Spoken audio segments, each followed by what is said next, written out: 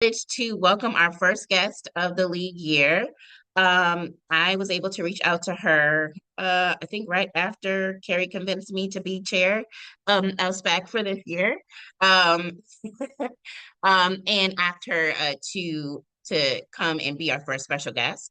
One of the focuses that I have for this year is to put more tools in our toolbox to advocate, as well as sharpening the tools that we already have in our toolbox. As in one of those tools, I think is for us to be able to advocate not only before the state legislature, but also to the executive branch, as well as the judiciary. That's some places, those are two branches that we don't talk about advocating or engaging with enough. And as Jane can tell you, it is pivotal for you to not only advocate before the legislature, but also the executive office, because those are the ones who are implementing the law. And so I am proud to introduce my friend as well as my colleague at the Michigan Department of State, Erin Lillie. Erin is an attorney who first came back to Michigan and worked at the Detroit Land Bank for several years before joining us at the Michigan Department of State, where I get to make her do all sorts of things with us at the Michigan Secretary of State's office. But most notably for our discussion today, Erin has a wealth of knowledge and experience about the Freedom of Information Act. And which is a tool that she'll talk about, which is really helpful when you're thinking about engaging the executive branch on what we are doing and how we are doing it essentially. Um, I rely on her every day at the Secretary of State's office for a plethora of things, including data privacy, making sure that the information that we share with our sister states, sister agencies, and other third parties are kept confidential. And she has been with us for 2 years, 3 years. Is it 3 years? Yeah, and I don't know what I would have done without her. So, without further ado, please welcome to SPAC, Erin Lillie. Erin. Hello, good morning, everyone. Thank you, Keela, for the very kind introduction. Keela mentioned I'm going to be talking a bit about FOIA today.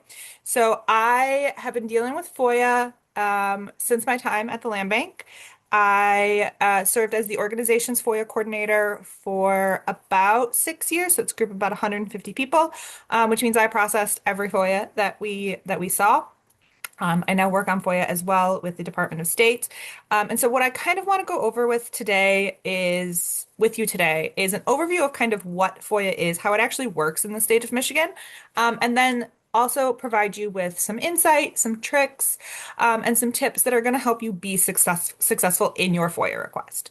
I am sure that many of you have heard lots of or seen lots of scary things in the media about FOIA and how time consuming it is and sorry, excuse me, how much time it takes and all of that fun stuff. And so what I really want to do today is make that less scary for you. Also, I hope this is sharing the way that I want it to. If not, I apologize for the fact that it's not going full screen for me. It's sharing, but it's not going. If you go to slideshow, Yeah.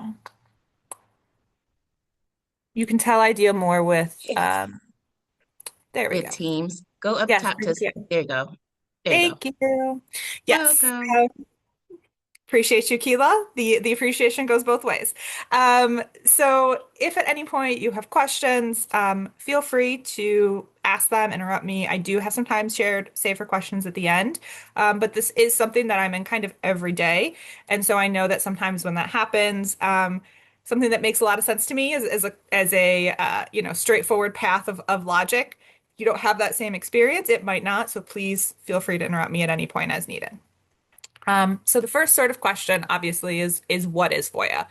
Um, FOIA in Michigan is the Freedom of Information Act, and I have the citation here as well for you. It was a public act passed in 1976. Every state and the federal government have their own version of FOIA. It might be called FOIA, it might be called FOIL. You'll hear that sometimes for other states, Freedom of Information Law. Um, But they all essentially address the same thing, which is they are all sunshine laws, which are designed to increase the transparency, uphold ethical standards, and prevent corruption in public bodies. I'm only going to be talking about Michigan's FOIA today. As I said, every state does it a little differently, but this is the one that I think is probably the most applicable to everyone who is here today. So what FOIA does is it allows individuals the right to inspect or receive copies of public records that are produced, maintained, or in the possession of a public body upon written request. What's really important about this is it's got to be a written request, and we'll get to that in a second. If you call someone or you stop in the office and you say, I want to make a FOIA, and you do not give them a written record, a written copy of your request, it will not be processed as a FOIA, and the statutory protections will not apply to that request. They might still give you the information, but you're not going to have those protections that are built into the FOIA statute. The other thing that is important here is that the record has to be in the possession of a public body. So if I go in and I ask, and I'm just using Keela as an example because I know her. If I go into the Michigan Department of State and I ask for Keela's bank records, obviously they're not going to have that. That's not a record that is in their possession. Could I ask for Keela's employment records? Yes, and that is something that is subject to FOIA and does get disclosed. So it's important to know who owns the record that you are looking for. Sometimes departments will be very nice, and they will say, we don't have that. You might want to try the Department of Treasury, or you might want to try this other public entity, but they're not required to do that. And so kind of knowing what information you're looking for at the get-go can be a very helpful piece of information for you because it makes sure you're going to the right people. So who is subject to FOIA? So this is the very long statutory definition that is kind of helpful that I think to have up here, but essentially it boils down to if your organization is deemed a public body, it is a body that is created by state or local authority or is primarily funded by or through state or local authority. The exceptions to this are the judiciary, the executive branch in Michigan, and the legislative branch in Michigan. Those are not currently subject to FOIA. Oh, not executive branch, governor's office. Let me be very specific with that because the Department of State is very much subject to FOIA. I think we are at over 2,000 FOIA requests for the year so far. But the governor's office is not. If you've seen FOIA in the news lately in Michigan, it might be about this because there has been movement in order to try and get individuals, try to get legislators to expand FOIA so that it does in fact apply to the executive office or the governor's office and the legislative branch. That is actually one of the areas where you'll see a lot of bipartisan movement right now. So it's kind of unique in that regard in our legislature at the moment, but it is something that comes up every few years. It's getting closer and closer to passing, but it hasn't gotten that dual vote in both chambers that is necessary to get it across the finish line. So that means FOIA applies to everything from the state level down to your local Board of Education. It can also apply to things like the Detroit Land Bank Authority, which is where I came from originally and started working with FOIA because that was a public body corporate. So it had some private elements, some public elements, but because it was primarily funded through a state or local authority, it was subject to FOIA. And so that's an important thing to consider as well. Is the organization that you're looking for information from actually a public body, or is it maybe a charity, an organization that kind of operates in a middle space? And so it's really important to know kind of where that funding comes from because public entities are subject to FOIA. Private entities are not. And that is a hard stop. They are not. FOIA requires a number of things from the public bodies in general. So if you are a public body and you are subject to FOIA, the very first thing that you are required to do is to designate a FOIA coordinator for the organization. That is going to be the individual who is responsible for ensuring that FOIAs are responded to. And that is a requirement under statute. It is very clear they have to provide a FOIA coordinator. Some agencies, and again, speaking from my personal experience, like the Detroit Land Bank Authority, will have one FOIA coordinator. So one person who really does all of it. Other agencies, like the Michigan Department of State, have a sort of decentralized FOIA process. We are a large organization. We have lots of very different business areas within the Department of State. And so we do have a FOIA coordinator for the organization, but we also have what we call FOIA liaisons or FOIA processors in each business area who process the FOIAs that come in their business area. And so they are sort of the experts. They know what's going out, they know what's coming in, they know what their records entail.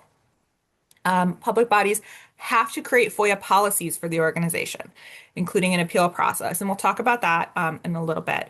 But these processes, these procedures need to be online if the organization has any sort of internet presence. And that is also a very helpful tool for you because some organizations, right, they are going to have things like very specific forms, or they might have specific platforms that they want you to submit your FOIA through.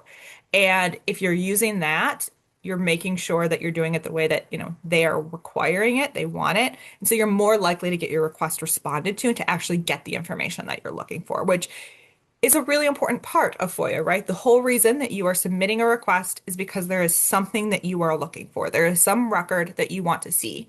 And if you aren't, there are some agencies that see FOIA as a duty, a responsibility. And quite frankly, there are other agencies, other organizations that see it sort of as a burden. It's taking away from sort of their day to day. And so the more you can do to sort of check all those initial boxes that they've given you up front, the more likely you are to be successful with FOIA. FOIA also requires that the organization respond to the request within very specific statutory timelines. And it also gives procedures as to what those responses might look like, which we will also get to in a second. So under FOIA, a response has to be provided within 5 business days of the request being received. So that is, business days are not when the business is open. It is 5 non-consecutive or 5 consecutive days that are not Saturday, Sunday, or a holiday, a legal holiday. And also the date that a request is received depends on how you submit the request, which I know sounds very unusual, but if you submit a FOIA request via mail or hand delivery, then that request is deemed received the day you have it the day you drop it off, right? The day it is received by the organization. So if I were to have sent in a FOIA yesterday and I dropped it off at the front desk, it would be deemed received on Friday, so yesterday, and it would be the 5 business days from that day for the FOIA response. However, say I emailed that FOIA response requested at 8 a.m. on Friday morning. Under the statute, that is not deemed received until the next business day. So that clock would not start ticking until Monday. Which is a little bit of a nuance. And if you are someone who's kind of under a time crunch for these records, that's a really important thing to keep in mind. So the initial response must be due within 5 business days. It must be provided, but the organization can take an extension that will give them up to an additional 10 business days. And the extension for the 10 business days applies regardless of when the extension is taken. So essentially what that means is you submit a request, and you get an extension that same day. It's not an extension that takes you to 10 business days from the day you receive the extension. It's 10 business days from that initial 5-day response. So it will be a total of 15 business days. I hope that makes sense. Numbers, not everybody's friend, especially on a Saturday morning. But hopefully that makes sense for everyone in terms of timing. So one of the very important things is how to submit a FOIA request, right? This is sort of the meat and the bones of it. Like this is what matters to getting your answers, getting your documents, getting your records. So in order to be considered a valid FOIA request, like I said earlier, it has to be in writing. Oral requests do not count as FOIAs unless there is a written copy that is given to the public body. The request has to include the requester name. Anyone is eligible to submit a FOIA under Michigan law, except for individuals who are currently incarcerated. That comes from a history of requests that were responded to by organizations that then had safety implications on other inmates. And so that is no longer, they are no longer eligible to submit their own FOIA request under Michigan statute. Um, the request must contain an address. It must contain contact information, including a phone number or email address. This is a recent change in the last 10 years or so, and that is because there were waves of spam FOIAs coming in where people, like, and this happened nationwide, where there was no way to verify that this was actually a real person who was submitting a FOIA request. Um, Agencies were getting bombarded, they were drowning in it, and so there is now a requirement in place that the address, contact information, including the phone number or email, must also be included. And the request must also include a description of the public record sufficiently detailed to enable the public body to find the record. Um, so if you know that you are looking for an email thread from Keela to me between, we'll go with August 1st and August 30th. You can provide that very specific request and it'll pull up, anything that Keela and I have gone back and forth on at work, and we'll have that information. But if you just say, I am looking for an email from Keela Crane, I have seen Keela's calendar. I know what her inbox looks like. That's not going to help you narrow down a request and identify the record that you are looking for. And so if you do not have these elements within your request, it will be denied outright and deemed not a complete FOIA, and you will not get a response. So these elements are absolutely essential to have. What does a response look like? Right? So the statute does define how an organization, how a public body may respond to a FOIA request. So you may get the extension, which is what we've talked about. They are required in the extension to tell you when a response is going to be due. So they can't just say, we're taking an extension, you'll get it when you'll get it. It will say we are taking an extension, it's being extended until an additional 10 business days. You can expect a response on or before X date. Your request may be granted outright. That's the easy part, right? They say, congratulations, here are your records, right? We've got everything we need. It didn't take us a bunch of time, so here are your records. Your request may be denied. It could be denied for a couple of reasons. They could not, the records cannot be identified. The records may not exist, or the records may just completely fall within one of the exemptions that are under statute, which we will get to in a second. And so your request is denied because there's nothing that they can be turned over. You can be granted in part, denied in part. Some people submit, FOIAs for one very specific piece of information. Some people submit multi-part FOIAs. I've seen FOIAs come in that are 5 pages long, with many different bullets and sub-elements.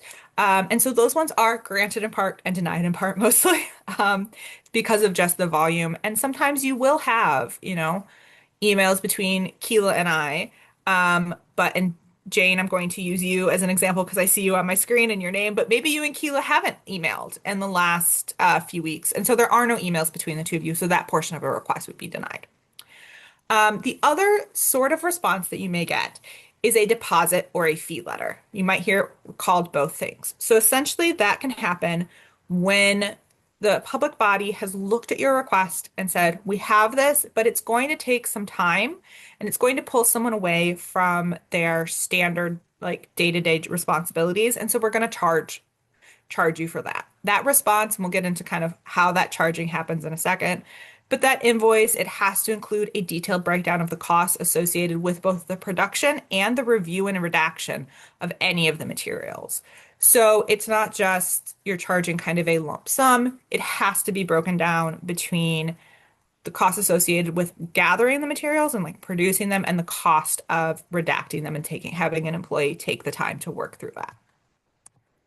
So how much does FOIA cost? I know this is, a big question when you do see FOIA in the news. A lot of times it's, oh, I got this $20,000 deposit and it's just impossible. They don't really want to share the information. Statute does dictate what we are allowed to charge for as when it comes to FOIA.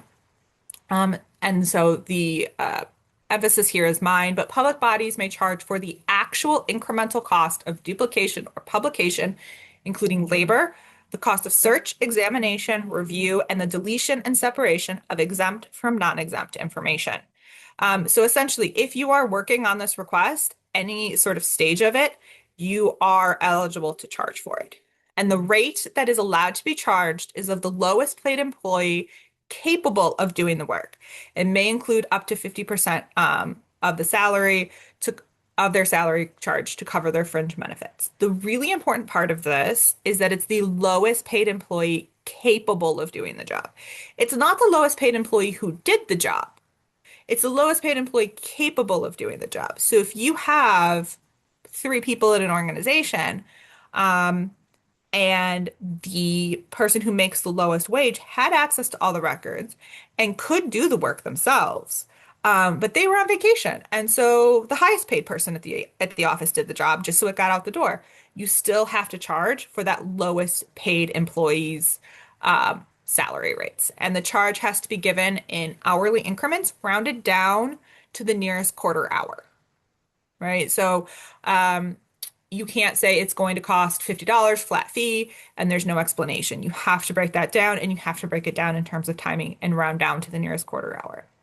If the charge is more than $50, a deposit may be required by the public body. It kind of depends on each public body and sort of what that volume of work actually looks like and if it makes sense to split that. If a deposit is charged, the 50% of the deposit has to be paid before the work will begin on the actual production and redaction. And then you would only receive the records once you have paid the second half of that deposit.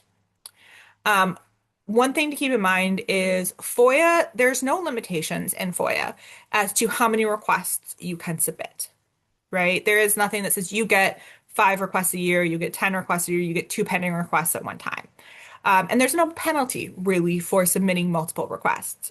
The one thing where there is a penalty is if you pay a deposit, so the organization does the work, and then you do not pay that final amount. They can then sort of essentially hold any future FOIAs until you pay that remaining balance. And I think it's for a year. So like if you didn't pay, you have essentially a year window in which you do have to pay, or else new requests that would require a deposit would not be, or payment would not be processed. So what is exempt? This is the other big thing within FOIA is exemptions. So anything held by a public body is subject to FOIA with exemptions and exceptions. One thing to note about FOIA is public bodies are not required to create new records in response to a FOIA request. So if you submit a FOIA and the public, you want records that detail a specific report with very specific fields. If the public body does not have that report and does not use that report, they're not required to create that report for you. They may provide you with responses, with responsive documents that have elements of the various reports in multiple documents, but they are not required to create a new record to respond to your request. Excuse me. Section 13 of the FOIA specifically goes through exemptions to disclosure. One of the big ones that you will see very frequently is personal information or details like a normal individual would not want public about their private life. So people's personal home address, their home phone number, their personal email address. If you were to FOIA their medical record or their HR records, information about their dependents, their medical incidents, things like that would be exempt under FOIA. Their salary would not. That is absolutely public information, but their personal details would not. There have been a number of court cases in Michigan that have kind of looked at this and what is considered a personal information or details someone would not want public. And the court cases are really interesting. For example, in Michigan, whether someone has a concealed carry permit, like a concealed weapons permit, is considered public and private information that someone would not want to be made public. So that is information that would be redacted. Records which may impact public safety, cybersecurity, or are directly related to an active criminal investigation. Those are records that would not be released. There is a cybersecurity exemption in FOIA specifically. There is also one for elements that may be related to potential terrorism or like impacting security of sites. That one came about because an individual who was doing research that was completely unrelated to terrorism, he was doing academic research on the Mackinac Bridge, submitted information about a request for information about like the load bearing information and how it was constructed, and the processors went, let's look into this. This is a little suspicious. It was not, but that sort of due diligence did lead to a new exemption that protects this information. We use this one quite frequently in related to election security, right? There are elements that need to be protected so that everyone and their favorite uncle can't get into, the secure systems. And so we will use that exemption quite regularly. Proprietary information. If you have a third-party vendor who has submitted proprietary information to you, and that is part of their contract, or it's otherwise, confidential, that is not going to be disclosed under FOIA. Records related to active civil litigation between the requester and the public body. That is also very specifically exempt from FOIA, and that's because there is a court process for that, right? That's what subpoenas are for. That's what discovery is for. You cannot go through FOIA to get around that. And then any information that would otherwise be protected under statute. So, attorney-client privilege, physician, patient privilege, FERPA records, HIPAA records, kind of anything that is otherwise protected elsewhere under Michigan statute or under federal statute, Social Security numbers come to mind, would not be disclosed under FOIA. And so what likely will happen is if you get a FOIA request that has this information, the letter that you receive detailing what you're getting needs to explain what the exemption is that's applying, what is being exempted, and then the records will likely have a big black box over the piece of information that you were looking for. You will get the rest of the document, but not that particular element. And if the request is denied, sort of what pathways do you have here? So there are two paths for if your request is denied, if you believe that there is an excessive fee that has been charged.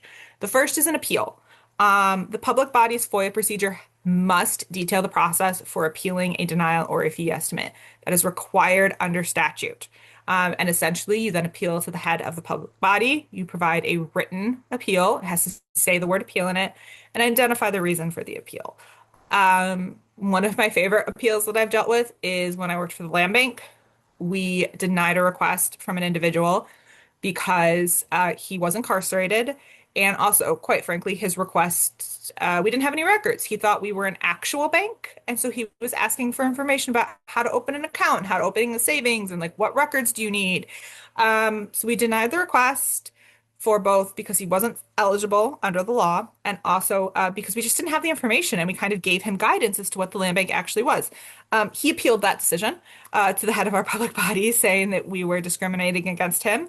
That was an easy appeal. That was a pretty quick one. But we've also had appeals for fees for, you're saying this particular element is exempt. I am saying it's not. And so it has to go through an entire review process. The other option is litigation, right? And it can be an either or, right? You do not have to go through an appeal and then go to litigation. You can jump straight to litigation if you want. It must be filed within 180 days. There is no timeline for the appeal. And the court shall award reasonable attorney's fees, actual damages, and then $1,000 in punitive damages. So FOIA is not something where if you litigate it, you're litigating it in order to kind of create fees or create costs for the agency. You're litigating it in order to get the records and to get access, just quite frankly. And then finally, how to make FOIA work for you, right? I know there's a lot of information that I just went through.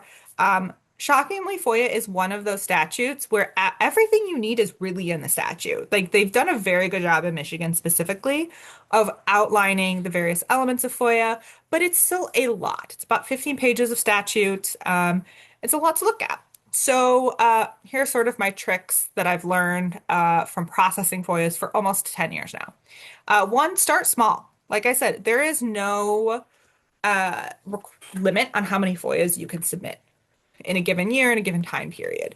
And a mistake that a lot of people make is they will say, I want any and all, or I want all, or I want every email that the Department of State has sent. I want every email that the Detroit Land Bank Authority has sent.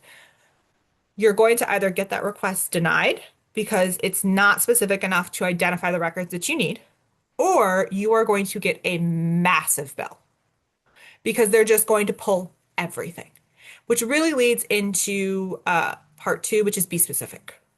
So large public bodies have volumes and volumes and volumes of records. And if you are not specific, you are going to get a bill for all of those.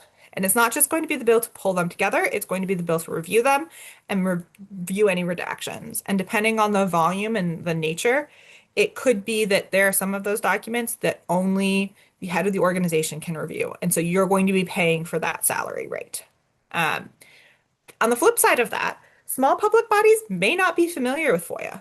Many of the small public bodies, they will have a lawyer that they have on contract that if and when they get a FOIA, they send it to them.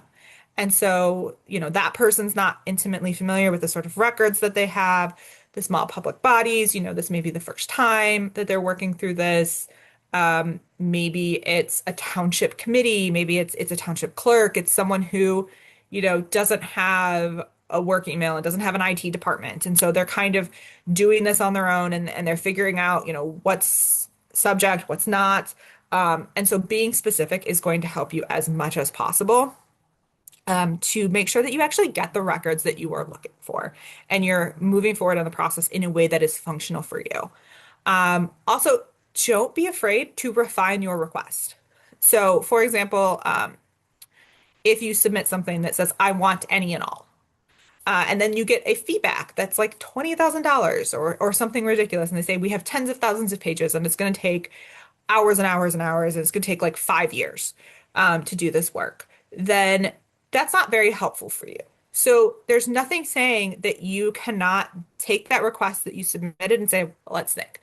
Let's narrow it down. Let's do this 2 week window. There's nothing here. Okay, let's do this next 2 week window. Because again, you can submit more FOIAs, you can build. And so refining your request, starting small, starting specific, being specific in your request really helps you get the records that you're actually looking for and then helps you to identify where you go from there.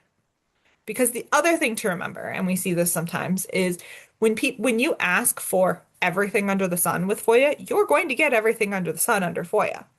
Um, and if they have to go through it, you're also going to have to go through it to know what you're looking for, and to know what you have. And that's going to be a lot of your time and or your client's time as well that maybe is better spent advocating, is better spent, having face-to-face conversations with people. And so, starting small, being specific, and refining your request is a really great set of tools in order to make this a very usable statute. The other piece of guidance that I would have is just look at the FOIA guidelines for the public body. As I mentioned, there are some agencies that are going to have specific forms. They're going to tell you if you have to pay for a request, here's how you pay it. That's all got to be populated in those guidelines, and that's going to be a very helpful piece of information for you. Hopefully, knock on this wooden desk, it doesn't come to the fact where you have to do an appeal or you have to go to litigation.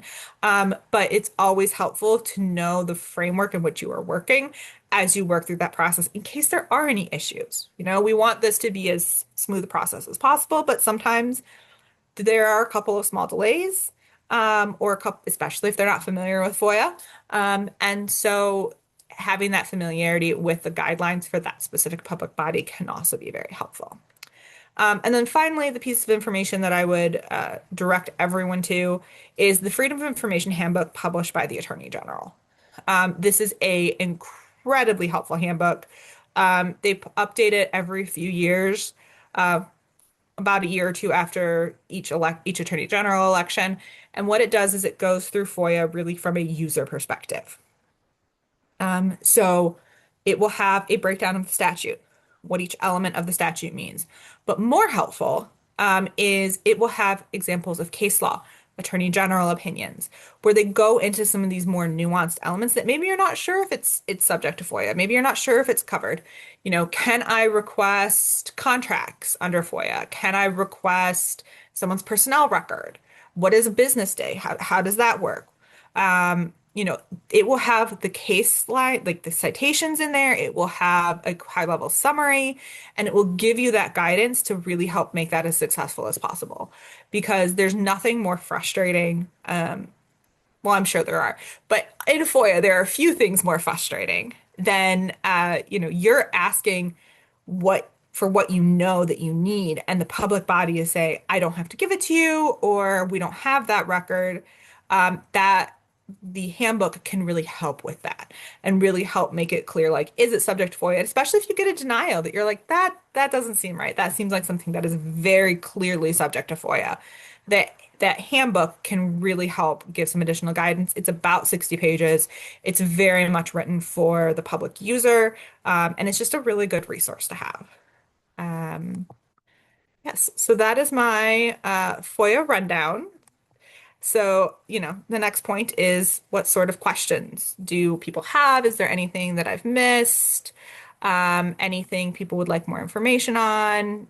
Please let me know. Awesome. Thanks, Erin. Fantastic job as always. One thing wanted to highlight, and thanks, Jane, for the reminder, is that the address confidentiality Yes. participants are exempt from FOIA on a whole swath of different things. Erin serves as our liaison from the Department of State on the Address Confidentiality Advisory Board. Do you want to do maybe a two-second blurb about Yeah, that, Erin, while we wait absolutely. for questions?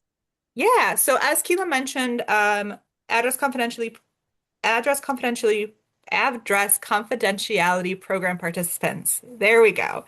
Are exempt under FOIA. So ACP participants are individuals who have either been victims of violent crimes or are at a higher risk of being victims of violent crimes.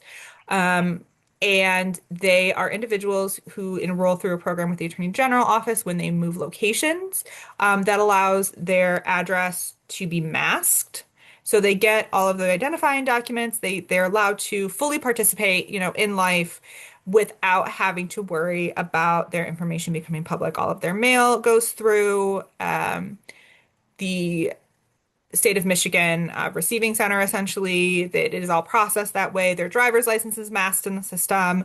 They're still able to vote, but they're able to do so with that protection in place that people cannot locate or identify them. And so, as part of that, that is how and why their information is exempt under FOIA from all avenues. That is quite clearly stated. And any documents in which ACP participants' information is included, the system, the public body should have that explicitly flagged and marked in order to protect those individuals. Thanks, Erin. In fact, we are really proud of the work that we've done to advocate for the passage of the Address Confidentiality Program Act in late 2020. And again, as I was saying earlier, advocacy with the executive branch is so very important, because that's what helped us to formulate how we would implement the ACP, particularly for residents, program participants who wanted to vote. Was really able to engage with Jane to figure out how do we implement that in a way that protects women and children, but also ensures that those participants are able to vote in the way that they desire. So thanks, Erin. I saw Janine, you had a question for Erin. Yeah, I didn't know if I heard it correctly while you're giving the example about the person that was incarcerated.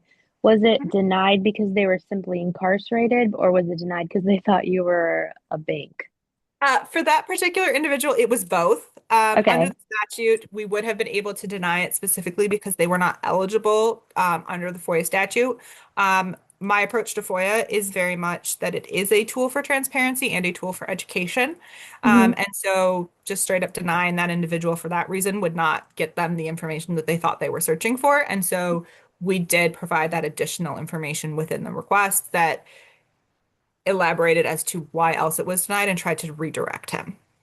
Okay, but if there's anybody that is incarcerated, they're not eligible at all to, okay, got Correct. it. Okay, I Correct. wanted to make sure I understood that correctly. Thank you. Yeah, someone could submit a FOIA on their behalf, Okay, but the incarcerated individual themselves are not eligible under Michigan law. okay, thank you. Of course. Do you Thanks, ha Janine. like do you Huh? have to deny it if they're incarcerated, or like is that the entity's choice whether or not they respond to it? So the statute is very, very specifically clear that everyone is eligible to submit a FOIA request except for individuals. So it's, I would say that it's not even so much a denial for that particular element as it is a this FOIA does not meet the sort of bottom line requirements to be processed under FOIA. Does that help kind of break it down a little bit? Yeah, I was just curious to Yeah. know like how you would redirect them, but obviously, yeah. Or Yeah, if you were obligated to not share that information because they were incarcerated. It's just interesting. it is. It's a unique element, especially because, we really in Michigan do have a very robust FOIA, um, more so than in a number of other states. And so for there to be that specific carve out is unique. Thanks, Susan. Any other questions for Erin?